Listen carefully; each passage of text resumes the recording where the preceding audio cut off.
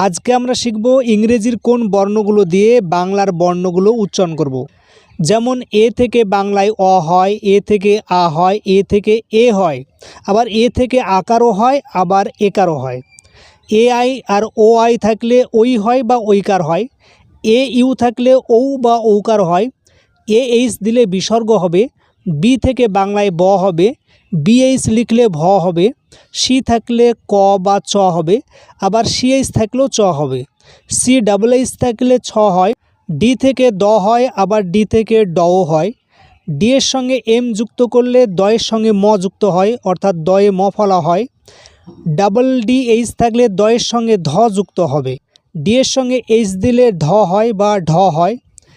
ই থেকে হ্রস্বই হয়, দীর্ঘই হয়, এ হয় বা হ্রস্বীকারও হয়, দীর্ঘইকারও হয়। এফ থেকে ফ হয়। জি থেকে গ বা বর্গীয় জ হয়। জিএইচ লিখলে ঘ হবে। এইচ আর লিখলে হয় র ফলা হবে, এইচ থাকলে হ হবে। এইচের সঙ্গে এম থাকলে হয়ের সঙ্গে ম যুক্ত হবে, অর্থাৎ এখানে হচ্ছে হয়ের সঙ্গে ম ফলা যুক্ত আছে।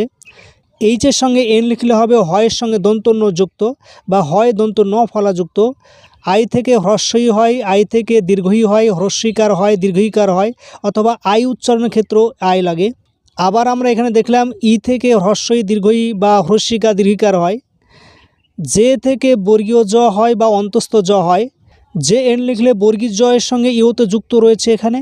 জে এইচ থাকলে ঝ হবে। কে থেকে ক হয়, কে এইচ লিখলে খ হবে। কে এস এইচ থাকলে কয়ে মূর্ধন্যশয় যুক্ত হবে। কে এস এইচ তার সঙ্গে এম থাকলে হবে কয়ে মূর্ধন্যশয়ে প্লাস ম আছে এর মধ্যে, কয়ে মূর্ধন্যশয় যুক্ত ম ফলা হয়। এল থেকে ল হয়, এম থেকে ম হয়। এন থেকে মূর্ধন্য দন্তন্য চন্দ্রবিন্দু বা ইওর কাজ করে। এনজি থাকলে অঙ্গ হয়। ও থেকে ও হয় বা ওকার হয়। পি থেকে প হয়, পিএইচ দিলে হবে ফ। কিউ থেকে ক। আর থেকে র হয় বা র হয় বা রেপের কাজ করে।